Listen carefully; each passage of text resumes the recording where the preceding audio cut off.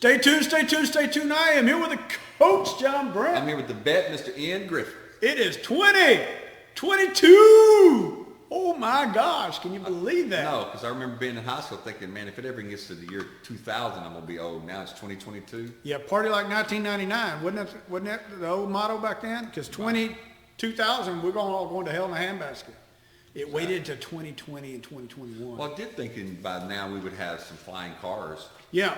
Or something cool. Well, I think there's some rules behind that is the car industry and the aviation industry has made sure that doesn't happen because they have lobbied against that. But there are some that have made them, you could get them for like $175K. Yeah, but what do you think about electric flying cars? That would be kind of scary. I don't know about that. Yeah. And although I heard electric cars will actually scoot faster than that thing right over there. I've heard that too and seen some online, but I'd hate to be hovering up there in a 737 electric and all of a sudden it run out of electricity. Well, I'm just going to say this. You can say what you want about all the torque in the electric engine, and I'm surprised you got torque in it. But when you have them pops over there riding one, it's a whole different feeling. Sound good. Yeah. So 2022, man, we got our predictions, we got our resolutions and all these other things. Some of my resolutions, Coach, to be honest, are the resolutions I didn't achieve in 2021. Wow. So I'll start out resolutions here. So my first resolution is I am actually going back to school to help out with our podcast. There you go. To find some new ways to write and Dedication. to get some education and learn me how to operate this thing a little bit better. So. Well, that's great. Thank God you can do it because I can't. I'm done with school. My resolution going forward personally would be I would like to do a little bit more with nutrition and coaching, nutrition coaching, fitness coaching. From a personal standpoint, I'm only going to do one competition this year, and it's May 7th. And then we're leaving next week to go on vacation. But from a standpoint of a resolution as our family, I would just hope that we're actually going to the beach together, and we're also going to rent a beach house. I just want to do more things together as a family. My youngest daughter is graduating in May, but she's going to stay home for another year and go to TJC. So we're going to have everybody in the house at least this year for sure. So I want to take advantage of it because at some point in time, even though I'm really ready to walk around butt naked all the time, that one of them is going to leave and it's going to be like there's no turning back then. Yep. So my resolution is just to enjoy the kids while they're all there. So my next resolution is the missus and I are going to finally settle on another piece of land and call that our forever home. And we're going to find that land this year. Right. And then probably the following year start our building process, to be honest. So that's one I got to work on. And I got about 3 more. You got any more, Coach? I mean, just sitting there thinking on the top of my head, I'd love to end my teaching at the end of this school year, but more and more I think about it, I think I'll miss my inmates more than most people. I guarantee I'll miss my inmates more than I miss students in high school. And when I was in public or charter school, it's a different breed, even though a lot of people don't want to deal with inmates, but I've found a really good relationship with them. It's actually different when you teach 18 to 50-year-old people than you teaching 8th to 10th or 11th graders. Oh my gosh. Makes you want to neighbor coach again. So I can kind of relate to some of it as the people. What I miss most in the military is the people. I mean, it was a lot of fun and the camaraderie. So, but my next resolution, Coach, is I'm going to try to lose those pounds that I didn't lose last year. I kind of maintained, and I'm like, yeah, I'm staying right out here. Like those sandwiches too much, and those late night bowls of cereal were pretty darn good. Oh my goodness. I hadn't had those in so many years, and I just indulged in every damn bit of that. Yeah. Food is key, and you know it's right now I'm on a point, you know, that's right now I can eat kind of anything I want for about another 3 weeks. I've enjoyed the last couple months doing that, but there's nothing like when you make that decision to do it. And I tell my clients all the time, it's not easy, but it's simple. It's simple to do. It's simple what to do, but it's not easy, especially when we live in a place now in the 21st century where the American male is 27 pounds heavier than we were just 30 years ago, even though our height's still the same.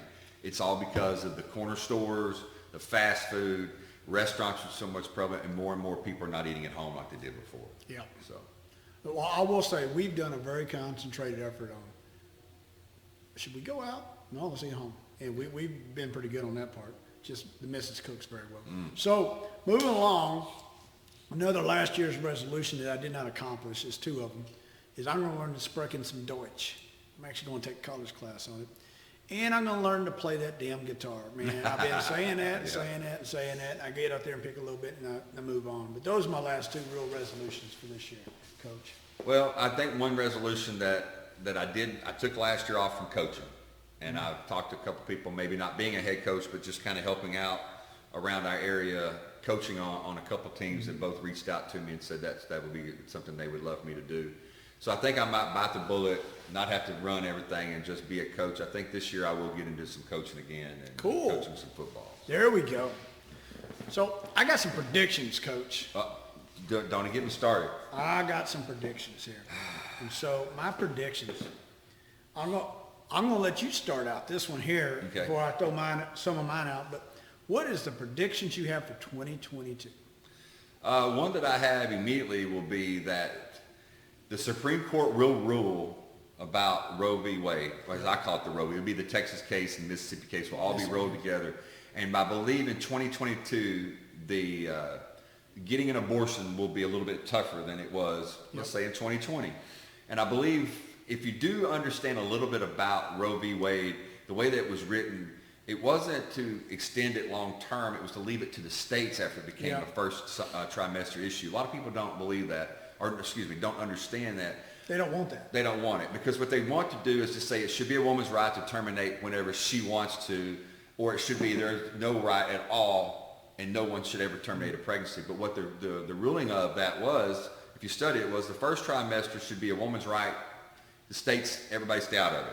But once you get to 2 and 3, each state should be able to determine that. And we've gotten further and further away from that. And I think this court, being a little bit more conservative, is going to kind of bring that back to a point. And once they do that, I think it'll just be a little bit tougher for those late-term abortions, as I'll call them, to be in effect. Yeah, so one state has already declared that it will be a abortion friendly state. Sure. That's California. And people don't know this, and they say, well, this country does this and this country does this. Actually, the United States of America, there's only it and 7 other countries that allow such a long term in the abortion. And some states do and some states don't. I think it's called viability, the moment when you determine what life is. And each state's a little different. Maybe that needs to be established across the board. I don't know. Maybe it doesn't. But I think that's a key element in it. Well, last thing I'll say on it, because I know we'll get to yours, is when Roe v. Wade came out in 1973, and they're speaking about a fetus and tissue and things like that. What has changed so much since 1973 and 2021, let's just say because we're at the end of 2021, is science. If you want to follow the science as we hear from the left, then follow the science to understand that now a heartbeat and things can be found out earlier, or the viability of a child can be found out earlier, and let's use the science. Yeah. But it's kind of one of those things, you want to use the science when it's on your side, you don't. Just like when the last thing I'll say on abortion is, people say all the time, well, it's a woman's right to choose, it's a woman's body, let her do what she wants to. Then you have a person over here saying, well, it's my body, I don't want to take the vaccine, let me do what I want to, don't tell me what to do. Well, that's different. Well, the basics and foundation of the argument is the same. Yeah. We tried to make the abortion, it's evil and good, okay? Sure. There's people that believe that it's a woman's right to choose. They can believe it.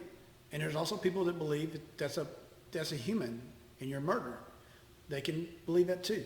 There's nothing wrong with having 2 different trains of thought on that. Oh, and really? They're not bad. Neither one of them is bad in the intent. They're still good people. We don't have to make them bad. Yeah. There's no need in that because it's not there. So my first prediction, and you've often heard me talk about foreign policy in the Democratic Party, is we will face an international crisis here in 2022, and it will either be Russia increasing its presence and moving into Ukraine, or it'll be China moving into Taiwan. I feel that is a prediction. I am not divulging secret information on other Shasta Manelli, but the tea leaves have been there, that things have been set in place for those to happen. You can see them in the news. It doesn't take Ray Charles to see it. Somebody even blinder than him could see it, and it's quite obvious. And the respect that the world has for Joe Biden's ability to push foreign policy is minimal. So I think that that's probably going to happen, if not both of them happen in 2022. Well, right, because the only thing that you look at is from a superpower standpoint, that we've used those words since World War II. Really, a superpower. Who's a superpower? Is United States, China, and Russia. Well, you're talking about Russia going to Ukraine and China messing with Taiwan. The only other superpower that can even balance out any of that at all would be us, and we show no strength at all right now. Yeah, we'd have to do it with us and with NATO partners, and we deteriorated the partnership. Putin does this to NATO anyway. Yes, he does. So, what are you thinking about? I mean, so I understand exactly what you're saying, and it could be both. It could be very well. It could be both. And to be honest, it would not surprise me if it wasn't both within a day or two apart, when it's a coordinated effort to overburden. You talking about Stuttering Joe finished stutter. You can imagine when both those going on within a few days, he would have no clue what to do. Hold on. Jen Psaki will come out and say, we saw it coming all the time. Oh, yeah, they saw it coming. And we support it. That's what she'll say. Did they see that coming when those people jumping on those airplanes on the tarmac trying to leave Afghanistan? I don't know. Should have. So, go ahead. All right, so I have one thinking, 2020 was one of the most amazing, detrimental times that I've been around politically, because every 4 years you always hear the race word come out. Race, race, race. And it was there. Yep. And George Floyd was put all this like we talked about before in another podcast. George Floyd, Chauvin, it happened. Yep. And guess what? Everybody knew it was murder. And guess what? He got convicted. Yes, he did. But 2022 has been such the next important step politically. And people have been talking about it since 2020 ended. 2022, and my prediction is, here comes the race word again. Here comes phobic words again. Here comes the hate words again. Here comes the Trumpsters words again. It'll be with race. It'll be with the vaccine. That, forget the break. We don't even talk about the breakthrough. The breakthroughs aren't the problem. It's those white Southern, white supremacy people that are Trump followers that won't get the shot. The reason that there's still a pandemic instead of the disease being the problem. So race, phobics, and hate, those will come right back just like it's 2020 again. Got to open that playbook from the Democrat Party. It hadn't even been sealed. There's no seal. It never closed. It just kept on. Thank God that we had the Chauvin case, we had the Rittenhouse case, we had the Aubrey case, and we had the Jussie Smollett case, because it proved that America is no longer afraid of somebody irresponsibly throwing out the race word, hoping to end the conversation. Now America's like, screw you, I'm standing up, I ain't racist, shut up, go back in your corner, 5-year-old child, for throwing words out there that don't mean shit.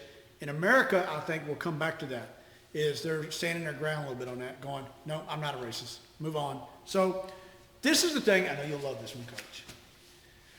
I'm not saying what the outcome will be, but the Cowboys will do rather well in the postseason. That means they win a game? Well, they've won 2 under Dak Prescott. They win a game and win a second game, or they just win a game? Because that's what they've been doing. I don't know quite yet, but I think they will do well, that they will surprise people in the postseason. I ain't crowning them this and that. I'm just saying that they're going to bring it. I just looked at something just recently. I watched San Francisco get strong as crap in the last few weeks. Yeah, they did. The Rams looked really good recently. And so that's pretty much one of the two teams we're probably going to play. Yep. Well, right now it says if we played playoffs today, we'd play the Saints. Saints won't make it. If we played today. If we played today, we will play the Saints. I think when it all falls into place, we'll play either San Francisco or the Rams. As long as we stay number 2, we'll play the weakest team, which will be the Vikings coming in, if it ain't the Aints. And the Vikings, with Cousins, of course, I think we'll win that game. If we play the Saints or we play the Vikings, well, I don't know about that, whether the defense is playing with the Saints, but I would say there's a better chance that we win than lose that first round. Out of all of them, I fear the Rams, but the Rams are going to be either in the first place of their division, or and the Cardinals are going to switch out, or, whatever. So the only one out of those that you named, I don't fear the 49ers, because I think we can go toe-to-toe with the 49ers, and Garoppolo never scares me. Yeah, and to be honest with you, what scares me to death is not the Cardinals, it's not the Saints, and it's not the Vikings. Of course, Aaron Rodgers, Tom Brady, and the Rams and the 49ers. I don't believe we'll beat any of those teams in the playoffs. That's just me. Now, my prediction for the AFC is simple, and Jerry Jackson almost had me convinced 5-6 weeks ago the Chiefs might not even make the playoffs. And I remember sitting there doing the podcast. I was like, you know what? Maybe he's right. Maybe they won't make it. They are the best team right now in the AFC 6 weeks later. Right now they are. I don't even know who a second is far down second right now. Yeah, right now they are. But as I've said all along, we still got 3 games to go. It is a long And my season. prediction is coming up with the NFL was a little bit different. Go ahead. And just take a look at what just recently happened is the Tampa Bay Buccaneers lost their number 1 wide receiver. Yes. When they were like, we're going to be healthy for everything. And they're running back for a week or two, right? Yeah, well, and their second wide receiver too. But he's only for a week or something like that. I don't really worry about them in the playoffs with Tom Brady. I just really don't. I think the Saints, this is one of those teams like when the Cowboys used to have those great teams and they'd have to play Washington or had to play the New York Giants. It could flip because there's just teams that plays well against you. But I will have to say this going forward. I do think my prediction for 2022 early in the year will be, because COVID has been kicking butt in the NBA and kicking butt in the NFL in the last 2 weeks, what's going to happen when there's a playoff game scheduled between, say, Tom Brady against the Dallas Cowboys or Tom Brady against Aaron Rodgers, and one of those superstars Tom Brady don't play because he's got COVID. can't play because they don't have to. Do they reschedule that game? Do they play that game? What is the NFL going to do? Because this is a pandemic. They just changed the rule where it's a little bit lighter now. They're gearing toward that's what they're doing. So look at Cleveland yesterday. Yep, their top 2 quarterbacks were both out. They had 20-something people in the organization and players out. Yep, they're going to. So my prediction is there's going to be some kind of thing, and you know what people have been saying since Deflategate, with New England always getting the calls, Cowboys never getting the calls, that Vegas runs the NFL, and there's some kind of conspiracy with who wins. Yep. Mark my word, the Super Bowl champ this year, there will be people that say they won that based on conspiracy. I have no doubt. It'll be the Chiefs, but anyway. No. So my next prediction is, Coach, Democrats lose the House by 20 to 40 seats, 20 to 40, and they'll lose the Senate by 10. Ooh. By 10. Wow. 10. They'll lose by 10. And that is because there's a lot of retires, but that's also because of the policies that are going on right now. Yeah. America don't want that crap. Well, That's what it is. I'm not far from you. When I saw that you wrote that down, when I've already thought about that, I think 20 to 24 in the House will be lost. Mm-hmm. They'll lose by that. And I think by 4, which 4 in the Senate is huge. Heck, 3 is huge right now. Yep. But 4 is a swing that pushes us into 2024. That are we going to continue going this progression, or is it going to be smacked in the face and we come back to what many consider to be the right path for America? And I will say, if you get 10 in the Senate, that's, how many is that? That's 60. 60, that gets you anything you want. That ain't going to get, there's no way we're getting 10. I think, I'm going to say this, Coach. If it's not 10, it'll be, it's when going is to be. that election? In November. It'll be around 8, 9 to 10. Okay, I'm going to go ahead and throw it out there. If we win the Senate by 10 and we win the House by 30, I will do the podcast in the buff. I'm uncomfortable with that, Coach. I was waiting for this fun. I'll tell you what I'll do. I will wear No, we'll put a towel right here. Yeah, we'll just put a towel right there, but I will do it in the buff. Don't get excited during the Woo! podcast. We don't want the towel to come up. So, my last prediction, I'm going to throw out there and see if you got any more, Coach, but 2022 will seal the fate of the 46th president to ever run it again, the 46th president's vice president forever running again, and the Secretary of Transportation forever running again. It will seal their fate. It will close it like a coffin. Nothing bad will happen to them. It will just be that they will not be able, they will have no political capital ever again. Kind of like, I'm trying to think of her name, Hillary, has no pure political capital whatsoever. Well, just recently we had Hillary come back because she's sore loser as there ever has been. She can't keep herself out of the news. So my 2022 prediction is, because really in 2022, getting close to when the Senate and all those races are happening in November, you kind of have to start announcing who's going to run for the presidency in 2024. One of my predictions is Hillary will maybe not immediately say she will be, but she's going to keep it out there hanging as long as possible to see if she possibly could. She's going to be back in the news again, what I'm saying. Trump, they're going to have January 6th thing. They're going to have some kind of other thing come out to try to do anything they can to get him not to run. And me as a conservative that voted for him twice, I hope he does not run. Me too. And I hope that the Virginia playbook that was used with the schools and with immigration again and talking about the CRT, and yes, we will have Trump come in and do some of his rallies and do some of the things, but I don't have to say I'm a Trumpster. Yep. I think that playbook will get everybody convinced that's a Republican or a conservative that, look, we don't want no 4 more years of this crap. Yep. We cannot stand 4 more years of this crap. I think more people will come out and vote. I think whoever the Republican nominee is, if it's anywhere from anybody but Trump, if Trump runs, we lose. That's the way I feel. I think you could put Kristi Noem in there. I think you can put Abbott in there. I think you can put DeSantis in there. I think you can put Nikki Haley in there. I think you could put Candace Owens in there. I think you could put freaking Harris Faulkner in there. And there's a whole bunch of others. I think you put Tom Cotton in there, and they'll walk right into the White House like strut right in that bad motor scooter. Well, I really think that if you're talking about a blowout win, there's only 2 names that come to mind. I think DeSantis and Abbott, because they will have the enemy parts, because they, they'll be used, well, they try to kill people and all this stuff or whatever. But people with common sense realize the way that the country's being run is not good. Yep. So you have those guys that have not only run their states, but have run their states very well in a pandemic. Those 2, I think, would be so in the White House. If you take a look at a little history of the 2 parties, the Republican Party transcends better when it sends a governor in. Absolutely.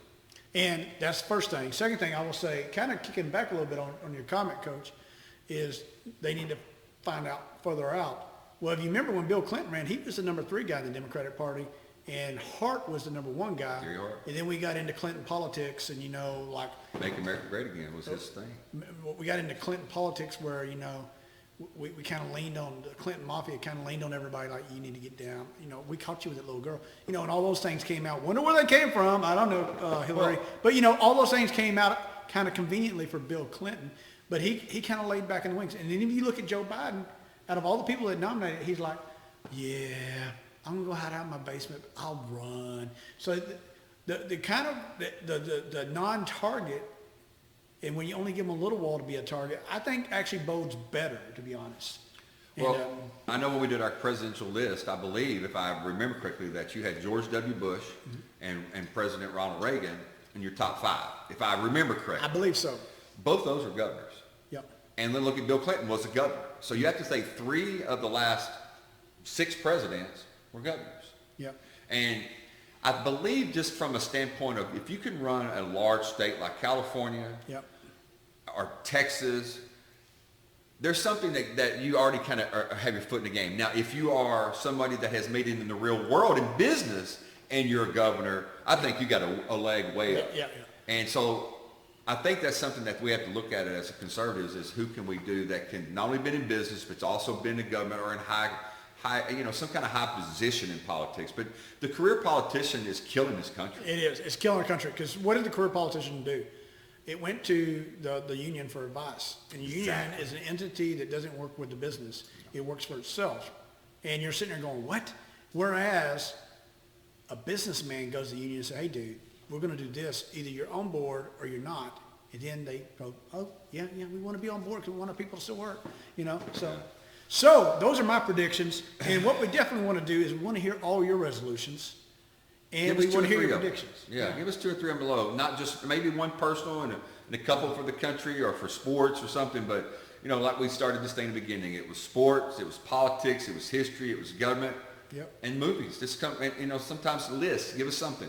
Yep. We just want to hear something below that your resolution is for 2022. I think it's going to be I think it's going to be a better year. Now we're starting to hear about this Omicron crap, or they just... Yeah, I have a feeling we'll have another one after Omicron this year in 2022. They need to come up with better names than Delta. I know. Omicron. So. Make like rap names. I think DJ Jazzy Jeff or something. They don't want to come out with names like the Black Death or none of that other shit. They don't want to call it Chinese, Spanish flu, whatever, because it's, it's offensive. But, where it came from. Where did it come from, boss? Well, the last one, Omicron? Yeah. No, where did it all come from? Well, it came from China. Wuhan. China. With our funding, President 45 said, China. Yeah, China. The Chinese coronavirus. So, hey, happy 2022 to everybody. Let's go. Let's Drink go. some Hey, you know champagne. what? I'm pumping it up. Let's go, Brandon. Have a good 2022. Lead us, my man. Yes. Hey, President Joe Biden, number 46. If you come out with something decent, I'll sure wave your flag in a heartbeat about it because America needs that. It's just, man, the flag in the military. Come on, man. The flag is furled and it's wrapped up and it's got the sheath over it right now. So the way you're running it. So Come on, man. wait, hold on. Whisper from the coach and the vet To the coach. to the vet. Stay tuned. Come on, man.